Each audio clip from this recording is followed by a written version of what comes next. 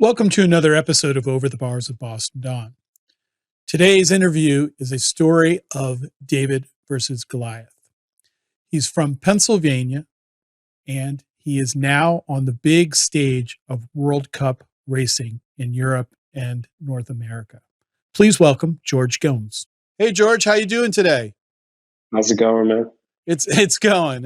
Technical difficulties, but try to push through and make things happen. So George, These things happen. Yeah. So George, you're from Pennsylvania, but you're not originally from Pennsylvania, are you? No, I'm originally from New Jersey. New Jersey. Wow. Okay. So, but you were born in France, weren't you? I think we talked about that. Yeah. I was born in France, and you were in New Jersey, and you got to Pennsylvania. How long have you been in Pennsylvania? Pretty long while. I think I got here when this summer I was turning 17. Okay, so just last year. Yeah, right. Yeah. So it was like right, I don't know, what is that, sophomore year or whatever? Yeah. Coming into high school, something like that. Yeah, something like that. So so my whole thing with Over the Bars with Boston Don is that I want to talk to people about their passion for mountain biking. So when did you find bikes and that sort of thing? I mean, like any kid, right? That's like your first little freedom. To get away. You could get pretty far on two wheels. Like I think me and my buddies in Jersey, dude, I mean, we rode our bikes everywhere, anywhere and everywhere. We could get a bike on a bus, on a train to get to somewhere else. Those bikes took us absolutely everywhere. That and skateboards, I think at the time. I think we were even using bikes to go to skate spots because it was way faster to get to skate spots on your bike. Oh yeah. But I can imagine, for sure. Yeah. So were you on a mountain bike when you first started, or were you on a BMX bike? Nah, so always kind of like on a BMX bike. I mean, I don't think mountain bikes at that time were even like existent. An idea? Mountain bikes. I have no idea. I think like I didn't see a mountain bike until probably like mid 90s. Okay. So like 94, 95, I think I seen like some sort of GT Avalanche possibly or something like that. But it was like pretty cool. Had like yellow brakes on it. Like some sort of like, and I knew it was expensive because it looked pretty expensive. Well, that's cool. But yeah, just BMX bikes. So BMX bikes. So from an early age, bicycles were like freedom. It allowed you to go anywhere you wanted to go. When did you get your first mountain bike? Dude, really late in life. Like my first mountain bike, I think I got possibly 28, 27, 28. Okay. And so like the beginning of the 2000s? Dude. We're 22 now. Like 90, I don't know, like late 90s at some point. And then it was more like I wanted to get back into biking, and the BMX bikes were way too small. Okay. And even though I'm not a tall person, it just like felt really awkward being on a BMX bike. Mountain biking, I think like I bought like a P2 or something. It was like an all round like dirt jumper / like the way they advertise it was like a free ride bike, but a hardtail free ride bike that you could go dirt jumping, pump track, and go huck it off and stuff. Yeah. And I think that kind of opened up my eyes to a lot of different type of riding. And so I think at that point I started like paying attention to like Red Bull Rampage. I think the first Red Bull Rampage was right around that time too. Okay. Right. And so then that got you excited to go off on your own and start jumping big things. I mean, or even like the whole going out, like, so I always knew what downhill mountain biking racing was, because like the Missy Giovs and Tomacs and all that. And like at that time it was like on NBC. And I think like it was even on one of the, X Games, right? Wasn't a downhill on one of the X Games? All right, I think so. I follow that stuff, right? But like the free riding is like what caught me. Like seeing the dudes like digging in the woods, like kind of making their own little project. Right. And then like going and shooting it, that was always big for me. Like that whole like dig what you ride type of stuff. Okay. So I think like dudes like, I guess like British Columbia type providers, the Bear Claws and like the I don't know, Wade Simmons and all them dudes, like, I don't know, they were like just out there just kind of like rogue style out in the middle of the woods. Yeah, it wasn't organized at all at that point. It was just, go to the woods with a shovel and make your own courses or trails. Right. Yeah. And that inspired you to do the same in where you lived in Pennsylvania. Yeah. Yeah. I think like in my area, I would see these like magazines and like these ads and be like, be so sick to hit something like that, but there's nothing in the area like that. Right. And then it wasn't just me. There was like a mutual group of people that we all kind of started gravitating toward each other. And everyone had a kind of like the same, like, let's go out and like build what we want to ride kind of like mentality, which kind of sparked everything pretty much from that point forward. I think like my whole life changed. Yeah. Like even like being at work, I was a machine operator. Okay. Or construction worker, whatever you want to call it. So I'm around dirt all the time. And all I thought about was shaping dirt. So during lunch, instead of taking lunch, I would like shape something with the machine just to get a feel of how the machine does it, and it's just like, oh my God, dude, the freedom of being able to take one of these things into the woods and just create whatever you wanted.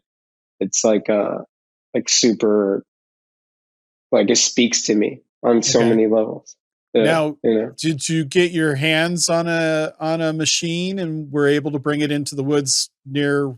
No. Every single thing I've ever built has been done from scratch. And I'm a big believer of not using too much fill, just because one, aesthetically, it looks horrible. Okay. And it really stands out. So when somebody walks up to it, it doesn't look natural. Where if it's just like solid dirt or whatever, usually Mother Nature starts growing around it. Yep. And then it just looks like a patch of dirt with a blue groove in it. It just like looks like it falls into the landscape a little bit nicer. Yeah. Stealth. But it takes a little bit more time to do though. It's not as It's not as easy. That could be possibly that could be kind of like the title to my story. Always doing things the hard way. Especially when we're going to talk about how you came up with having your own World Cup team. You go and battle the Goliaths of the sport, so I'm sure that's hard. So did you start racing? Did you find, so you were originally from Jersey, you live in Pennsylvania, you're wanting to do the free ride stuff. Did you get into anything competitive while you're out there? I did race a little bit. Nothing ever competitive. I think like possibly, like Cat 1, which at one point in time was called like, it was like another level of pro, just beneath pro. Yeah. Semi-pro. There you go. And then it became Cat 1. So, like raced a few years doing that. Just like never fast enough to be competitive. And that's what you want to be. You want to be competitive. Right. You don't want to race guys your age. You want to race the fastest guys in the class. And as you get older, that becomes way harder and harder to do. Right. But racing, I've always been a fan. So from day one, like I said, from the Missy Giovis, been a fan from day one, right? So I've always been into downhill, always watched downhill, always followed it. And just like as a fan, these people are like literally out there like putting their lives on the line. It's kind of like you don't realize how fast one of these guys are going until you're actually there present, watching it in your face.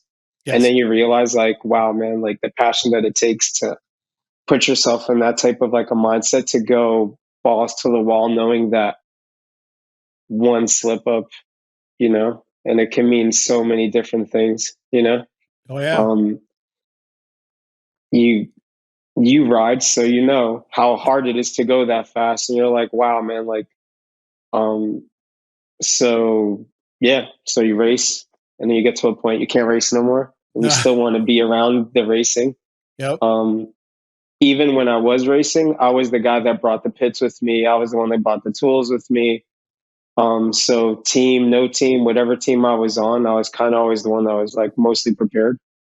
Okay. You know, so taking on the role of like more of caring about what everyone else is doing outside of my racing started becoming a thing where I would like not even practice. You know, so like my wife was my first pro racer, Oh right? wow. And so I was racing downhill, she'd be racing enduro, and I'd have to like go practice with her, you know, to make sure that she was doing well because she was the pro rider. Right. And I wasn't. I was a Cat 1.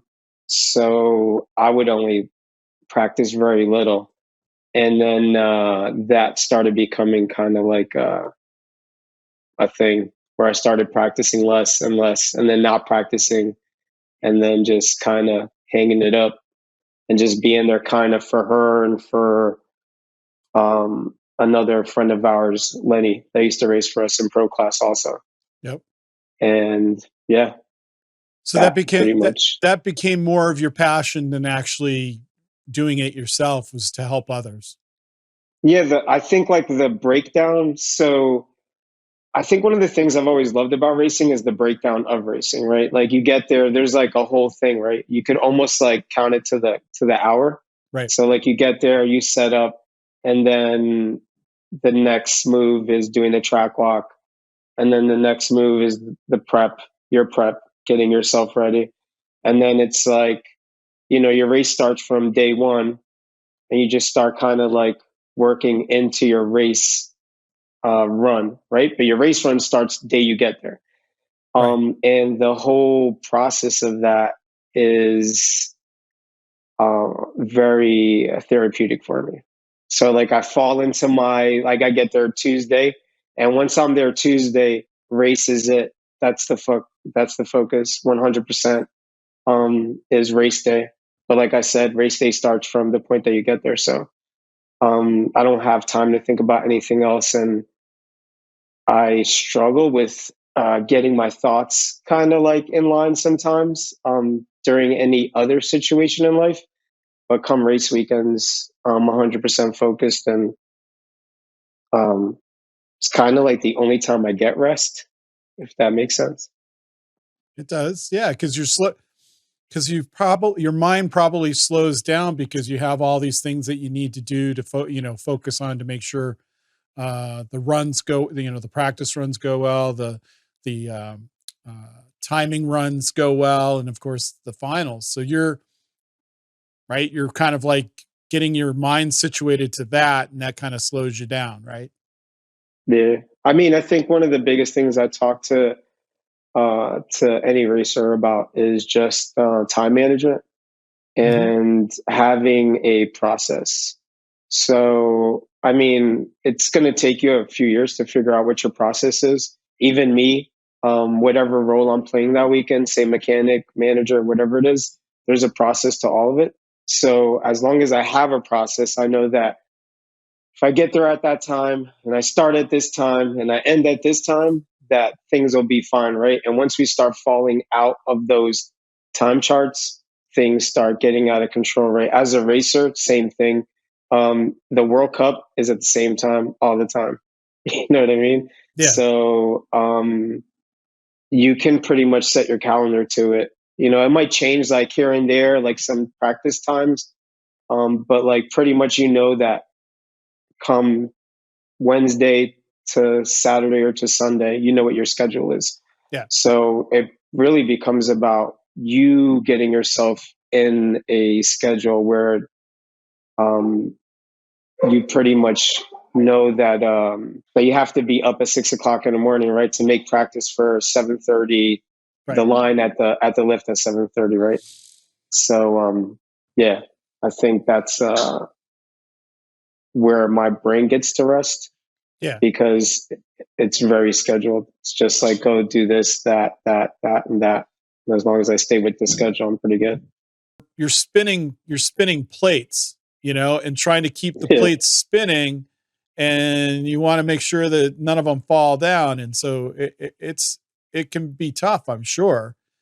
Well, that's where I say that Kathleen sister thing comes in, right? Yeah. So she's in the background spinning the plates. Spinning the plates and keeping them going, right? Yeah, and she makes sure that they stay going. And that's your wife, right? Not right, Kathy, wife, but Rachel. your wife takes that spot. Right, yeah. And she's really helpful. I don't think people realize how much team is part of this team. It's not like, I mean, like, yeah, I'm out in the forefront a lot, but like, there's a lot of stuff going on that I don't take any part in, So I know I mentioned the Davy and Goliath. You're like the small guy up against the big behemoths of World Cup racing. So when do you go from local hero, bringing teams to Eastern State Cups, series races? How does that decision happen to go, you know what?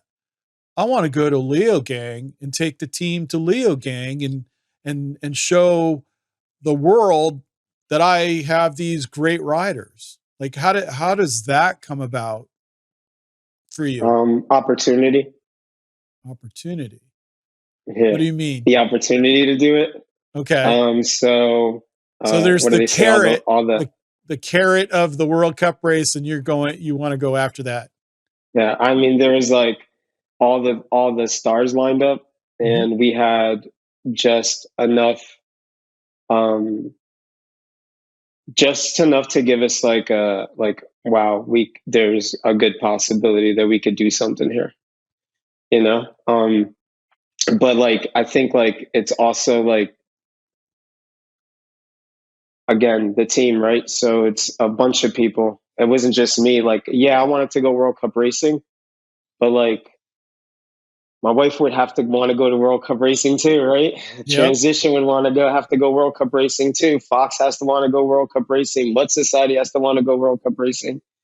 Valentina, Andy, Matt, Jack, they all had to want to go World Cup racing. So it's like, we have an opportunity here. We should just do it, right? I'm not going to get any younger. And I don't know how many times this is going to like represent itself, right? Okay. So it was pretty much just like convincing everyone and myself, like, and what did we want to do with it, right? Right. Like, what were we going to do with it? At the end result, like, what do we do? So we go, and then what?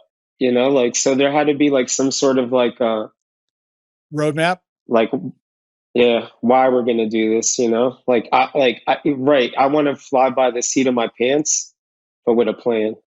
You know what I mean? Like, like I want to take risks, but like calculated.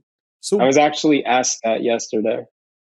Like, am I the type of person that just like jumps off a bridge? And I'm like, yeah, but I'll go look at that bridge, get a good measurement of it, and make sure I know exactly what I'm jumping into before I do it. Right. Well, okay. So when was this decision? So we're in 2022. How long have you been racing World Cup races? So last year I went with two of my team guys to go do two races that they had a petition for. So the team wasn't there, but two of the racers from the team were there. Okay. And so 2021, you guys went to a couple races. We went to, well, I only went to Maribor and to West Virginia, and like Cameron Mater went to Leo Gang, I think also, and he had done some IXS races also in Europe for us. Okay, but we weren't there for those. And then we went to Maribor for the One World Cup, and then West Virginia. We were there. What was the process like? Okay, I want to go there myself. I have these riders that want to go. How did you get the access to those races and your riders to those races? Meaning, you had to submit something. Did you register? I mean, what's that process? So every year, the UCI opens up a registration for World Cup teams. Okay. And basically, you apply. And it's a long, grueling waiting to the last minute if you're going to get in or not. So it's definitely the whole process of having a team is frustrating, and it's a lot of waiting, and it's a lot of doors closing, but doors opening. Right. It's the same process for the UCI. So you apply for it, and if you meet all the credentials and you check off all the boxes, you get to go in. But they actually decide that for you. You don't get to decide that. What do you have to show them? Like, do you have to show them results or financials, or there's all types of stuff.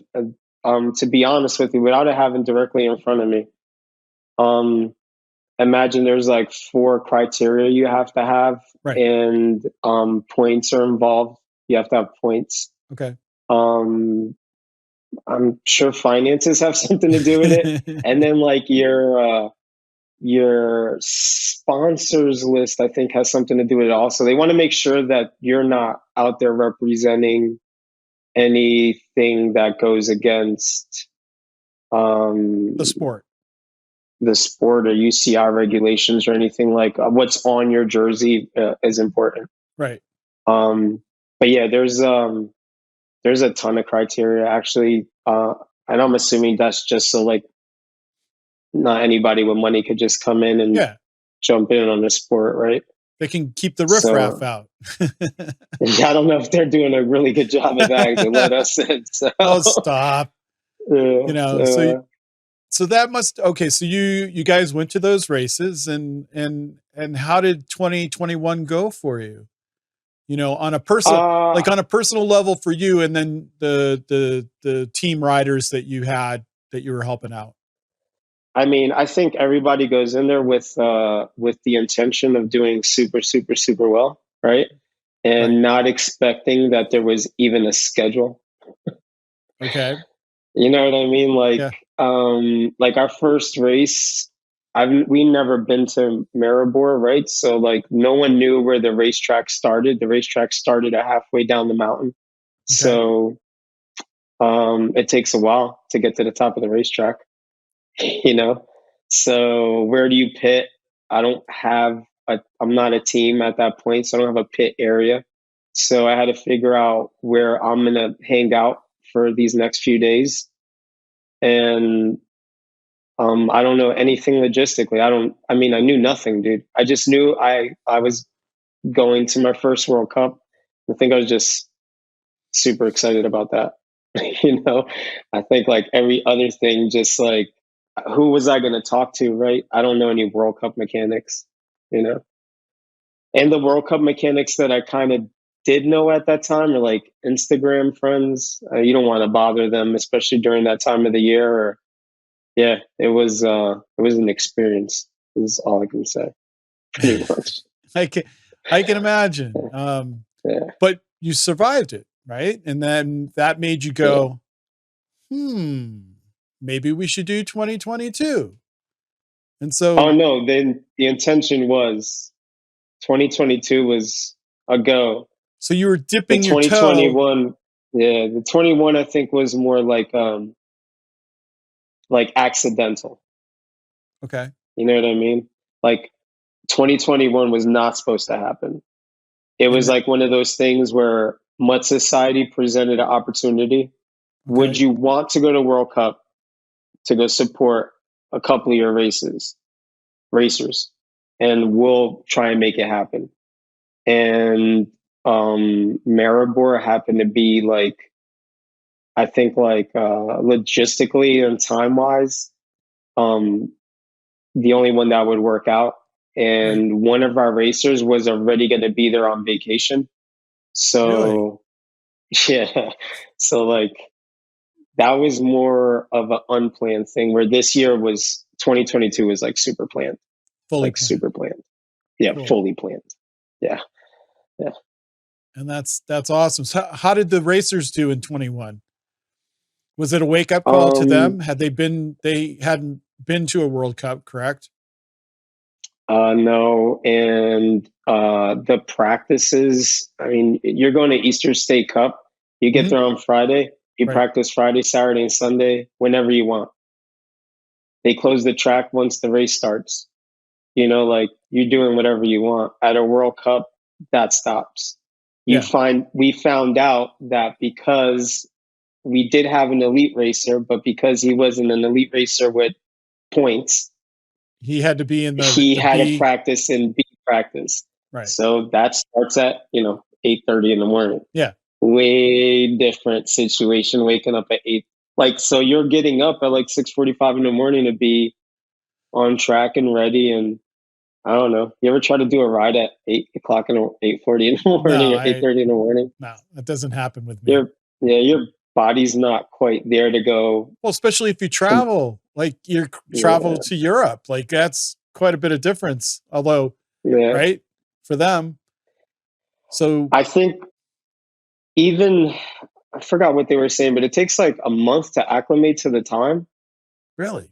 To get yourself like really used to like waking up at that time and like the food and like most of the time you're already in altitude. So like we're not coming from altitude, like I don't live up in the mountains. My first week in Europe is usually rough. Super rough. And it starts at 100. It goes right from 0 to 100. I haven't been over there, so I have no idea what that's about. That whole altitude thing. I can't imagine that it would be easy.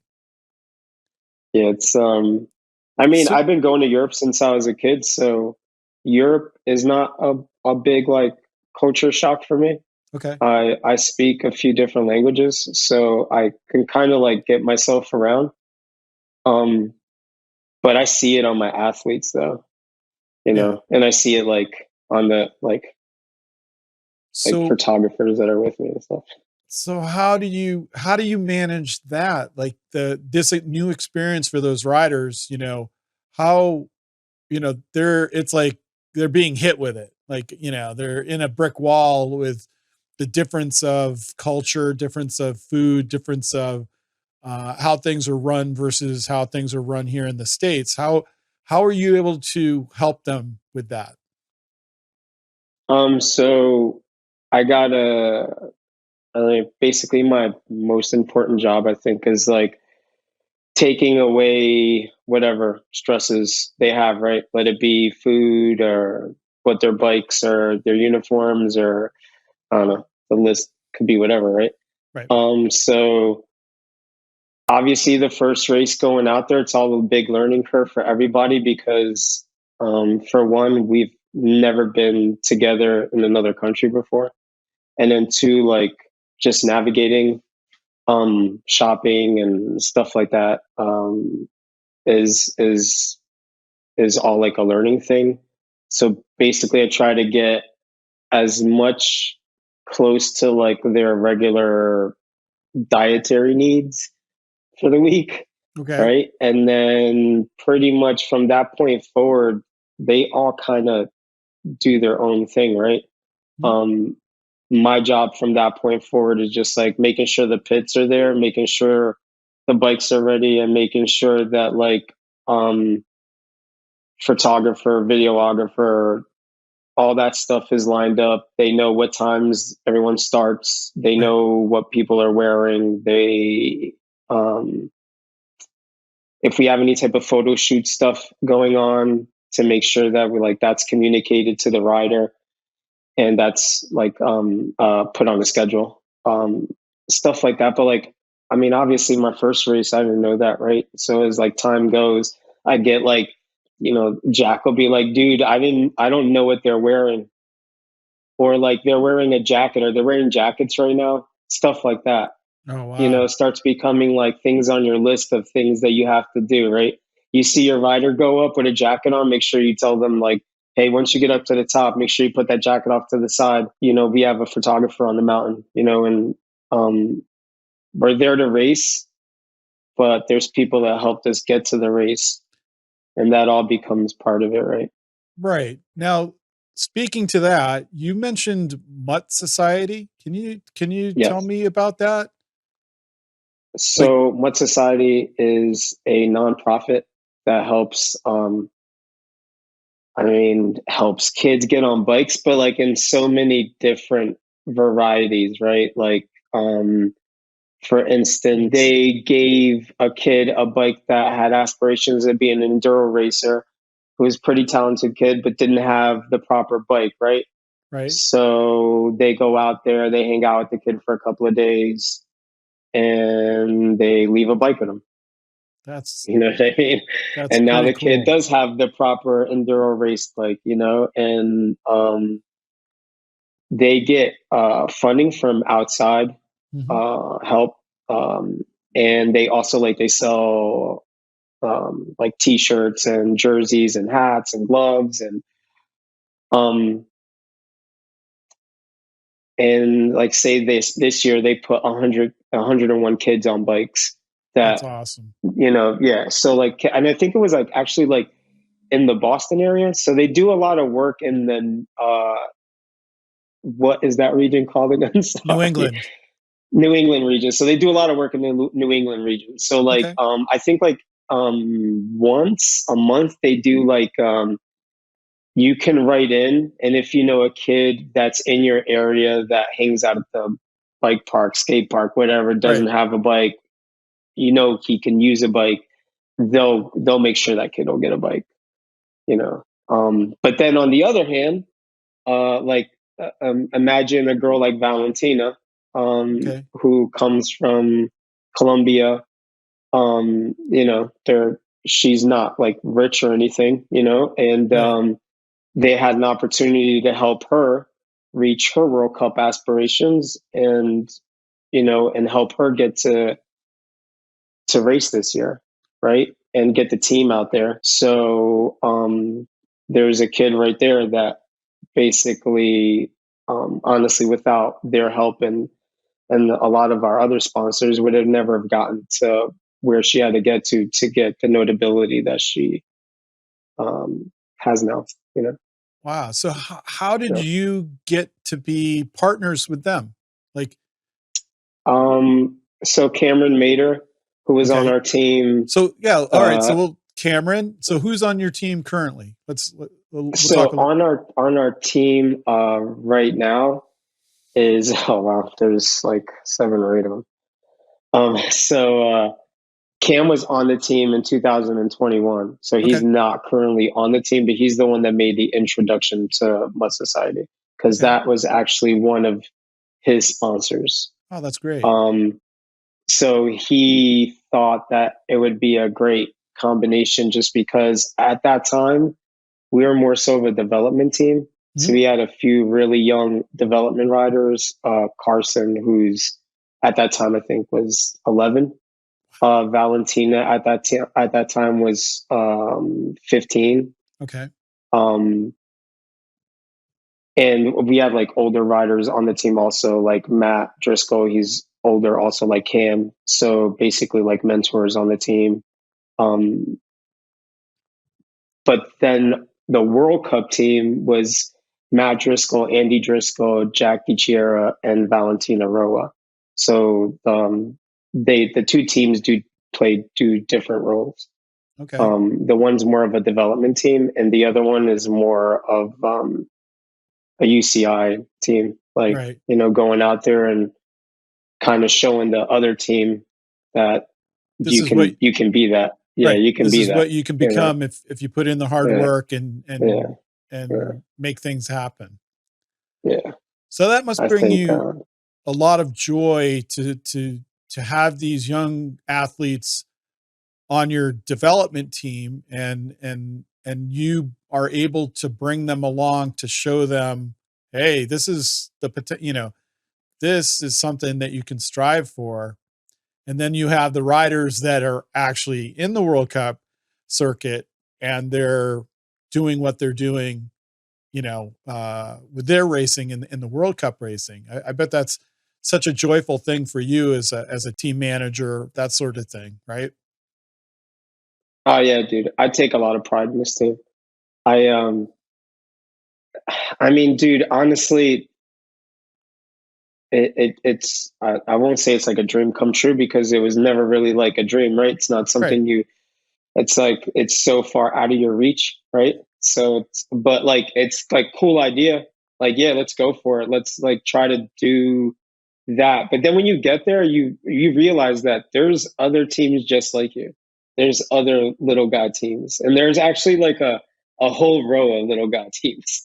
It's kind of crazy. I found out this year that the way that you get pitted is by the ranking of your team, and you get to walk up the row, right? So you see where you stand, and you see everyone else that's like working towards that, and it's pretty motivating, to be honest with you, bro. It's like you're there with a bunch of people that are just like you, people that are there on their own dime, people that have put up their houses up, people that basically that's their last chance, right? That year might be the end of the team, right?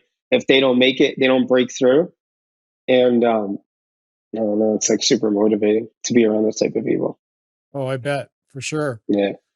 Even the big teams, dude. The big teams are all filled with dreamers, dude. I promise you that. There's not one person that's on one of those teams that's like, I hate this job. They're all like, holy shit, dude. Can you believe we're doing what we're doing right now? Right. I mean, yeah. I actually have so Greg Minar's mechanic, I've met him on a couple of different occasions, usually during some sort of work process, right? Mm-hmm. And at one of the races, I think he just like recognized me from like being around the pits, because like it's a pretty small community. So you start recognizing who's who and where they are, and right. So I'm at the top of the mountain. I'm like the second plateau of the mountain, and I'm sitting on this like really cool little like outlook thing, and it's basically there so people could go like kind of take in what you just climbed up to. And he walked up next to me, and he was just like, "It's crazy we get to do this, right?" And I'm not even doing it yet, right? It's not my job, right? I mean, if anything, I'm paying to do it. But like, I got what he was saying. It's like, hell yeah, dude, this is it's amazing, right? Like, You get pretty to lucky to. You get to travel the world. You get to ride bikes yourself on occasion. You get to hang out with really cool people, and you get to have the cheers of the crowd all the way down from the top to the bottom of the mountain. You get to hear those cheers, and then you have riders that are successful, like Valentina. You went to world championships this year, and she got third place, right? Right. How? Yeah. Sorry. How did you how was that for both of you? For the both of you, like, dream of like to go to a World Cup race is great, but to be able to represent your country, and she represented Colombia.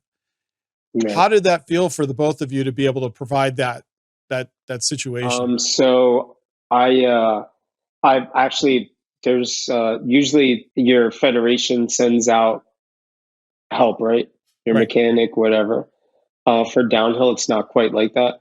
I guess in some federations they do, but not like Colombia or like the US Federation. I mean, they do, but it's like limited, right? They'll like have like 14 racers and possibly have like maybe 2 or 3 mechanics. So it makes it like super hard on the federation. So I went out there to go help out the Colombian Federation, basically taking care of Valentina's mechanical needs.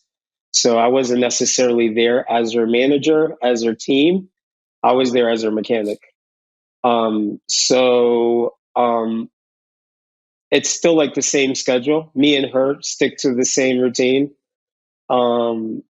Nothing much changes except the pits, and her jersey for the most part, because they wear their jersey during time sessions. They don't wear your team jersey. Right. They do wear their team jersey during untimed sessions. Most riders do. Practice.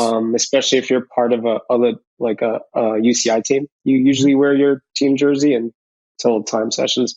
So I was there with the Colombian Federation basically as her personal mechanic. And a little different. You have your country there. Her mom was there. Her grandmother was there. Her two cousins were there. Her coach is there. You know what I mean? Yep. A lot of pressure. She's possibly at that point the only chance Colombia's ever had at a downhill mountain bike podium as a junior. So you kind of want to start your history off like that. First year junior, you want to make history. You want to continue that path, right? Right. So it's a lot of pressure on the kid, to go out there and represent your country. Unlike a lot of the other classes, she's competing against every single girl that she's competing against on the World Cup circuit. So all the top girls come in, where a lot of the other countries, they're only allowed so many allotted races per country. Right. So you don't get the full plethora of World Cup racers, right? And in her case, she has to race against all the top girls. So, which made her plate a little bit bigger, right? Yep. So, the track, what can we say about that track? Possibly the craziest thing I've ever walked down in my whole entire life. All right. And this girl is tiny.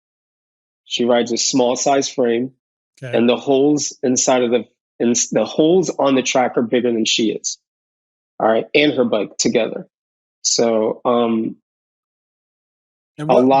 which course was this? I can't remember. Oh, wow. I know. Leger. Sorry. Leger? Sorry, Leger, right? So Leger is absolutely insanity.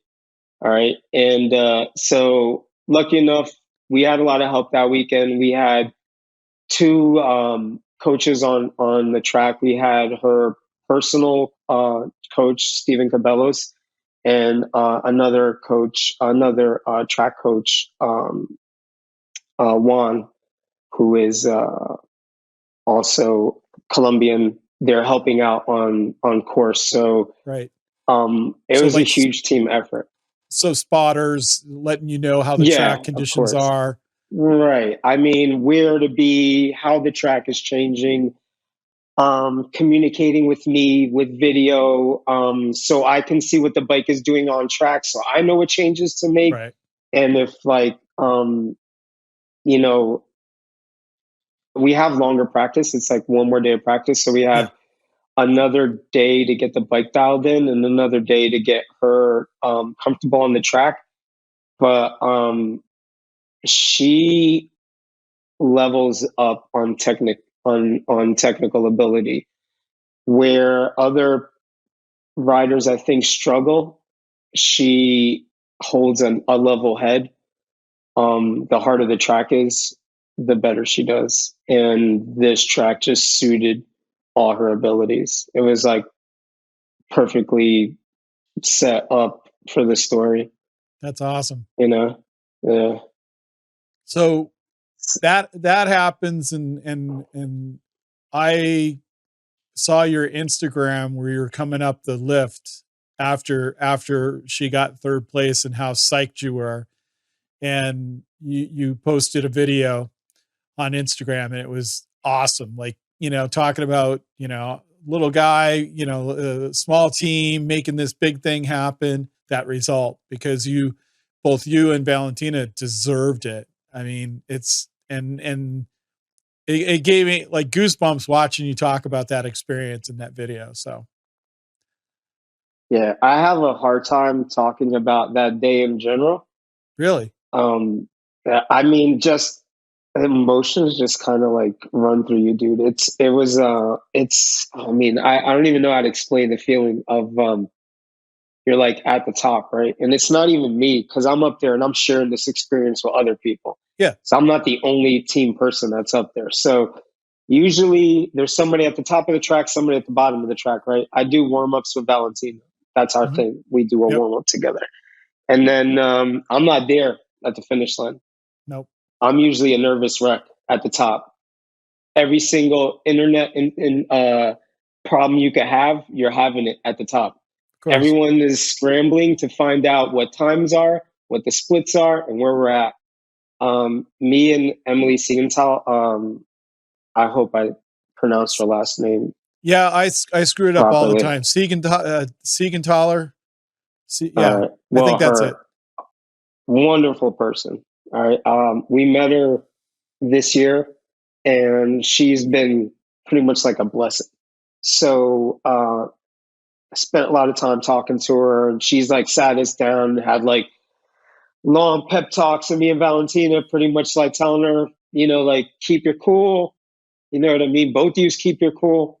Yep. You'll do it, right? So I'm up there with her. So imagine I got third place, but her rider wins it. Yeah. Right? Jenna so Hastings. Imagine that moment up at the top of the mountain, me and her, like, I can't stop crying. She can't stop crying. You know what I mean? It's like, wow. Powerful. It's absolutely like, it's what you work towards, right? Yeah. I mean, at that point, what are you going to do, right? Well, I mean, like, even the third place, it was like, I knew it was coming, right? A podium. Like, I knew it was around the corner, but like, dude, to do it at World Champs, wow. Yep. Like way different. You know, it's like, I'm not much of a partier. I mean, like, the goal is to always wrap up and get a beer in my hand and go hang out at the party and go, like, you know, celebrate with everybody. It never happens. There's always like 10 things that have to be done.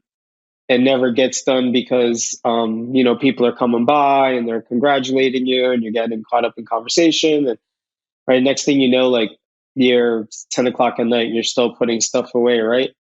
But that World Champs, I didn't have anything to put away. Everything was already away, and her mom was there, and dude, me and her mom just it was, yeah. Because her mom also worked towards it, right? Yeah, her mom's like been there the whole, you know, and you got to imagine, man, like, I can't tell you if I would want my own child to do this sport. Really? If you could follow me. You know what I mean? It's heavy, dude. It's a heavy sport. It would be like, right, boxing, MMA, football. You can put this right up at the top of all of those. The risk of chasing greatness is so big, you know? And then you're there and you're part of it, you know? And then if you just happen to be the responsible person for that human being that day, dude, oh man, it's like so many feels. It's a lot of feels. Yeah. Like right now you can see it in my face, dude. Oh, it's yeah, like, I can. And I have about it. I have a tear in my eye a little bit because I think it's awesome, you know, that both of you were able to experience that. And then to be able to experience it with Emily too, because I know her, I've met her, and she's super nice, and to watch that whole Jenna's you know, YouTube progression through the season, and to, you know, have that culminate to that level was a pretty cool story for sure. And now that I know the story below that at third place with you guys, it's something special for sure. Yeah. So definitely, like, the girls, it's different for the girls, dude. They're all pushing for each other, dude. It's kind of like, it's like cool to be part of it up there because like all the other mechanics, all the other trainers that are working with all these young ladies, they're all experiencing the same thing. And but they themselves, that group of riders is like, they all want them to do, everyone wants everyone to do well. Right. It's like once they get up there, I don't even know if there is animosity between the girls on the teams. I don't know of it because I'm not there during practice. I'm usually in the pits, or I'm usually in the finish line just waiting for the riders to get down there. So if they need anything with their bikes, they don't have to go all the way back to their pits. But like, I don't know what happens throughout the day with them. You know what I mean? Yeah. So, right. But I'm there with them at that last moment. Like when it all counts, when it's all like down to the wire. And I wonder if it's like that with the dudes. If they're like fist pound, if they're giving each other like good luck, dude. You know what I mean? Because it is like that with us up there. Like we're out there, we're like the mechanics are fist pumping each other. I'm fist pumping like the girls. You know, like we're all like good luck. You know what I mean? Like kill it out there. You know, we're all cheering each other on. Yeah, you know? yeah. I'll have to ask. I have somebody on tap that I'll be interviewing soon. Got to get confirmation this week. Loic Bruni, world champion himself. So maybe I can pose that question to him to see, you see some of the camaraderie, on the podiums, when they celebrate, but that's, celebration. Right. I don't know if that camaraderie is apparent anywhere else, in their week at a World Cup race, so I'll have to ask them that and get you an answer. You guys have this result. How did the guys do? Did you have any of your male riders at World Champs? Yeah, Andy was there with the American Federation, and they had a pretty big support there this year. Okay. So they had like same situation. They had like coaches and warm up bikes and all the stuff that you need to be ready for a race weekend. Unfortunately, like I said, Valentina didn't have a mechanic. They had like 2 mechanics for like, or it was 3 mechanics for like possibly 7 to 10 racers. So it was a different situation. Does that include like their cross country racers? Yeah. That's like everybody. Yeah. So, and it's like the schedule is everywhere, right? So it's like almost like a full-time job for these guys. Right. So Andy opted to stay with the American Federation, and he actually did very well. He got 10th place in juniors. So I mean, as a team, we got really good results at World Champs. You know what I mean? Like, and Andy had been struggling all season with just I don't know. He said, I think it was a confidence thing he kept talking about. And Andy's the type of guy when he rides really well, when he's riding on a high confidence level, like super, the cockier he's riding, the better he rides. Yeah. And I don't know. Like I said, when you get there, it's a totally different thing, man. I mean, it's like 30,000 to 40,000 people there. You know, you're, like I said, when your ranking on your team means that your pits are way farther back, so you got to pedal across all the big teams to get to where you want to get to, right? So it's, it's a lot. Like you have juniors that are like I don't know what it was a few years back, but I know that now, say that half of the field is a factory field. All right, so 1st through 10th place, guaranteed factory riders, right? And then the rest are, kind of like sprinkled around, right? So, you want to be one of the top dogs. It's a big fight. It's, you're going against everything that you don't have. They have masseuses, they have mechanics and espresso machines and trainers, and like they have like every single position that I play, they have 1 or 2 guys that do that thing on the team, right? And on my team, you don't have that.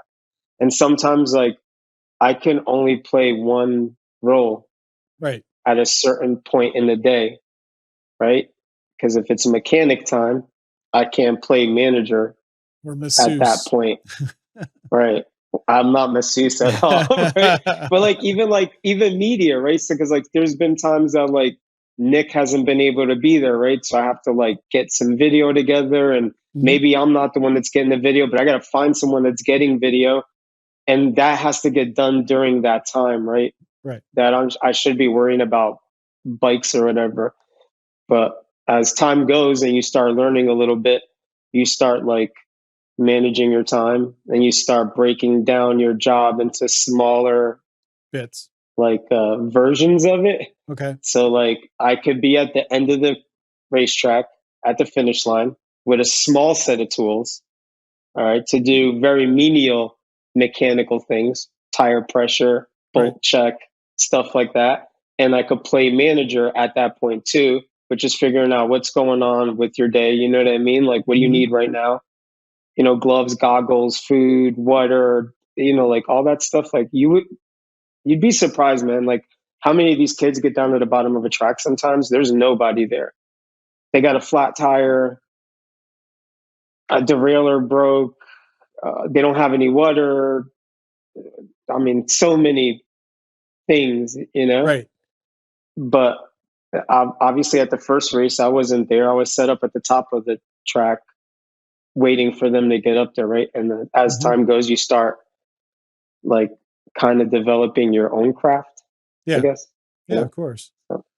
So how do you feel about this season, the 2022 season? Do you feel like it was a success for being on the World Cup circuit as a small team, not factory, but you've got support from Transition and other sponsors, right? So you're getting, a little bit of help, but how do you feel the team did overall for the year? I mean, I think the team overall, the whole team, we did great.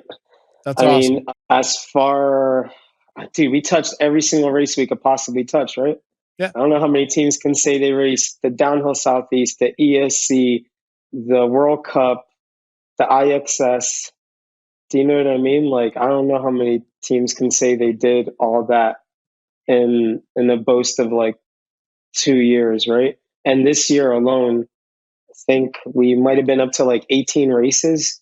Wow. And that's nationals, that's the national series, that's the ESC, that's the Downhill Southeast, that's the World Cup, World Champs.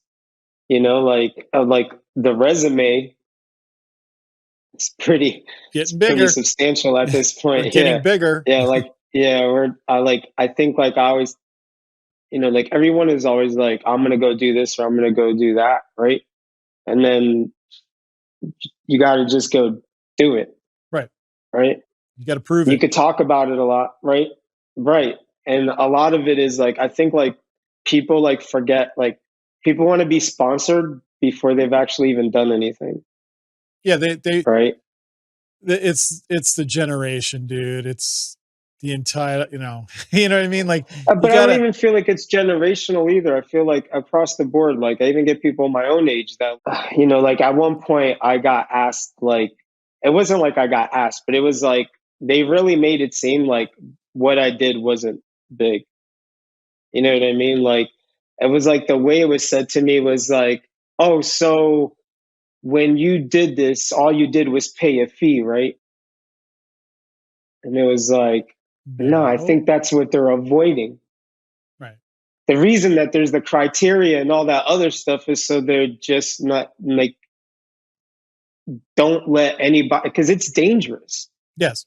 You know what I mean? You're really putting you really got to analyze, is this kid ready to go race this level of racing, right? And now I know, because I've been there for a season, I know what these racetracks are like. I know the level of the riding, and I know where somebody would kind of fall in just by the results that you have outside of World Cup racing, right? Mm-hmm. And it's real dangerous. I mean, it's the F1 of cycling, right? or whatever you want to call it. I wouldn't call it the F1 cycling because we're way nicer to each other. We're actually super, like, I would never compare downhill racing and F1 racing outside of like possibly they're the fastest ones. Right. You know, in cycling, we are by far most dangerous, most risk, and most exciting by far. I don't care what anybody says. Right. So, but F1, nah, dude. I've seen dudes, bikes get stolen and whole pit get a bike together for that said racer because they want to compete on a even playing field. Right. And they want everybody to have the best opportunity to be out there. You know, I mean, weather plays its part and you can't do anything about it. But as far as like you need an equipment to go race, dude, people are going to make sure you get on that racetrack. I mean, obviously don't go showing up to a race with poor equipment and expecting people to just like hand you out stuff, right? But like say if something devastating happened and your bike got stolen, right? I could promise you, you're going to be riding a bike for that race because that's the community that we're in. Right. Like at the highest level, you would not even imagine that people are open-armed. Everyone's willing to help you. And as long as you're nice, everyone's nice to you. That's the key, like, being, you know, making sure being nice to people, saying please and thank you. And it's amazing what those, you know, those two words will get you for sure. Yeah. I think you're sorry. Go ahead. No, you go ahead. You're dealing with really passionate people, right? And a lot of them are there and some of them aren't getting paid much. Some of them aren't even getting paid. And they're there because they absolutely are crazy about this sport. Right. They're in love with the sport. I've never seen people like I have in this. I mean, I guess like at the top level at any sport, right? You got to be a maniac, right? Right. But like, I think it's just because it's been my experience, right? These people are like, dude, they could have been anything that they wanted to be. Like Bruni could have been an astronaut. Right. You know what I'm saying? Yeah. Like that's the level of like intensity that these like people put into this. And I think like if you're not going into it with that type of intensity, don't. Exactly. Right? Like the passion, because everyone in it is like so passionate. Even the people that try to play it off like they're not. Right. I think. Yeah, trying to be low key cool. Low key cool, you know? Yeah, you get that where they're like, oh man, this is casual. And it's like, is it? I'm in France right now. Right. And Steve Pete is literally 3 feet behind me. Right. Do you know what I'm saying? I get to see the Alps right there, you know, like Alps right there, the most beautiful, you know, picturesque scene that I could see at this point in time. So the season's over. You got, there's a lot of change in the UCI with UCI and ESO getting together. The schedule for 2023 came out pretty late this year, came out sometime in August. How do you manage that? Like, you know, if you know ahead of time, you can make all these arrangements, right? And so you're getting that information in August, and a lot of things are still up in the air. I know there's probably stuff you can't talk about as far as, you know, what 2023 looks like to you. How are you going to like manage these minefields that the new season brings? I mean, every year is the same, right? Stressful thing. The only thing that's changed is that it seems like we have a little bit more time in preparation, but like as far as like sponsors, registration, and all that stuff goes, we're on the same schedule. Yep, the same. Nothing's changed. Okay. A bunch of the new rules came out, and a bunch of the new regulations have come out. There's not a ton of change that's happening. Okay. I think more visually. Yeah, because we have things are going to be happening. Yeah, we have Discovery just like Network. rights. Yeah, rights to how you're going to see the sport and how the sport's going to be represented, I think is going to be really high on their list of things to do. Okay. The schedule pretty much looks like any other year schedule. Okay. As far as like team stuff goes, like a sponsorship, I think this year things got changed a little bit. I think there's a lot more importance on what Discovery is going to do to the sport. Okay. So, do you capitalize on this moment, right, where the sport might be opened up to a broader, whole new audience? Whole new audience, right? And that's how like you try to sell it. You know, like when you're talking to sponsors and you're making these proposals, and the proposals pretty much are like, hey, we're about to step into this new thing, right? And we're going to have this whole new audience. And from the last experience, when we did the change, it wasn't a bad change. You know what I mean? Like when it went to Red Bull, the Red Bull thing spruced it up, and I think it opened it up again to another audience. And I think with Discovery Channel, just keep opening it up to a broader audience. And this is kind of like what I was saying when I was talking about 5 years ago. Okay. You can see it already. You know what I mean? Even in my own sponsors, the interest in even my development team is way bigger than 2 years ago, right? The same companies I was speaking to 2 years ago that were like, yeah, you know what I mean? Right. Kind of on the fence. Now we're like super about it, right? Because they understand that like that's where the sport's going. You know, like the one day mark my words, you're going to see teams and satellite teams.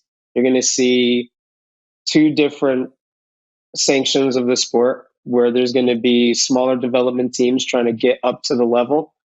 So like the pros, like pros and like AAA of baseball, kind of. Yeah, well, like the same way that they do like F1 and F2. You know what I mean? Okay. There's going to be teams that are coming up into the higher ranking, and obviously there's going to be more opportunity for story and for drama, you know, like with the David and Goliath type of thing, seeing the teams coming from the bottom going up, right? And I see our sport growing, dude. I mean, I'm telling you, I worked really hard towards this. I worked really hard so I can be in this, because, you know, people always talk about this golden era of downhill. And I swear to you, we haven't hit it yet. Like the era of the Sean Palmers and all that was huge. Sean.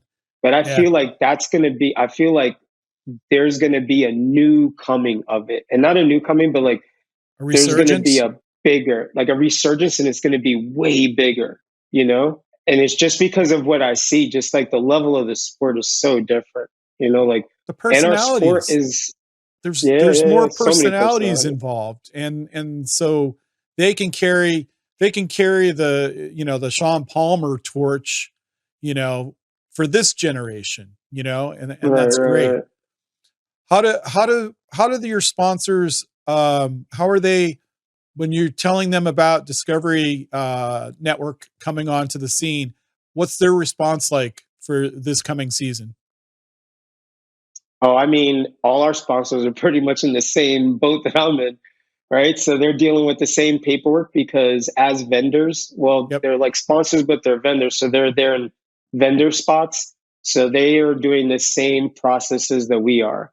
Not the team application thing, but I'm sure that they have some sort of like trade, the trade stuff. That there's like a trade thing that they have to do. Yep. So they're in the same boat that we are. They're kind of like what is this going to do for our sport?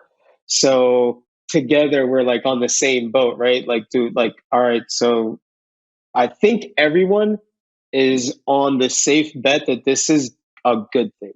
Right. From my experience so far, everyone is excited. You know what I mean? Like, really excited. Are you part of the team manager, like little communication? No? No, dude. I think like that's like just for guys that have either ran top-level elite clearance teams. Well, they've either ran elite teams or have been part of a factory team, or just, dude, I'm like a guppy in this, bro. This is my like literally like probably still the guy that people are like, who the hell is that guy? Because like, you know, I I'm allowed to be in certain areas that other people aren't. Oh yeah. So in that same area that I'm allowed to be in, there might be a Martin Whiteley there. There might be a Gabe there, and they're all hanging out next to me. And they're probably like, "Who is this dude?" But like, yeah, he's got that team. He's got that team vest on. What's going on here? Yeah. Well, usually the team vest can mean so many different things, right? I could be like the track guy or whatever, but like usually the vest and that TM rainbow pass is pretty much a VIP card to anywhere you want inside the venue. Right. And believe me, dude, I wore that thing proudly. Like, of course, my wife would make fun of me. Like, you can take that off now. We're in the van and we're driving back to the hotel, so you can take that off. So I go to the mountain bike, the World Cup races. I've been to Snowshoe and I've been to Mont Saint Ian 4 times Snowshoe last year. And I would take pictures, I'd rent a pro kit and take pictures. And Sven Martin told me that I should get media credentials because I love the sport and I should, have access. Right. So at Snowshoe, I got myself credentials and I got a vest. I had a yellow photo vest. Yeah, don't tell the coolest feeling ever. Yeah, it was amazing. And don't tell the UCI, but I still have it. And because I didn't want to, I didn't want to let it go, man, because I felt like I'm somebody, So I totally understand, wearing it proudly, and it's a good thing. I have a funny story about that. So I'm handing in my vest, right? It's the last race, and I'm handing in my vest, right? And the 2 people that are in charge of the vest, you meet them in the beginning of the year, and you meet them at the end of the year, right? And then I'm like handing it back, and I was like, I said that. I was like, I wanted to keep this. Yeah. And the only reason I'm giving it to you back is because I promise you I'm going to be here next year. Right. And I walked out, and that was it. That's but awesome. It was like, like for the $50, it would have definitely been worth it to keep it. But it was like, I don't know, like I think like throughout life, you kind of like wondering what you were like put on earth to do, Yep. And I still don't know what that quite is, but I know that I'm real happy when I'm doing this one thing. And that team vest is the uniform that makes me feel the most happy. I don't know if that makes sense. George, I feel like I accomplished there. What you just said is amazing. And I think that we should end on that note because it's amazing. It gives me the chills, man. Cause I know how, talking to Jack Rice, your photographer, I feel like you've come a long way to get to this point. And I think that the future is quite bright. That guy. Yeah. Yeah, me and that guy, dude. That's true. At the same time. Yeah, that's true. I forgot, forgot that. The both of you have pushed forward. You guys have the skills. Like Jack's amazing photographer. You have put together absolutely an amazing team, and you have a drive to become bigger and better. And so I applaud you both. You, Nick, your team riders, Valentina, and the other riders on your team. Andy, Jack, Matt, Eli. Yes, please continue. Adrian, Carson, Noah, all of them, dude. They're all the best, dude. They're all like great representations of what kids should be doing with their time and what our sport looks like and how healthy our sport is right now, Well, thank you very much for being on this Over the Bars episode. I hope that I have a chance to actually meet you in person next year. I don't know where I'm going to end up being or how I'm going to meet you, but I hope to see you out there. Yeah, exactly. Too, nobody knows anything. So nothing, bro. So I will end this right now. I'd like to thank George for his time today, and I am looking forward to what 2023 has in store for him and his team. So if you like the video, hit like. If you want to see more interviews, Click over there. Take care.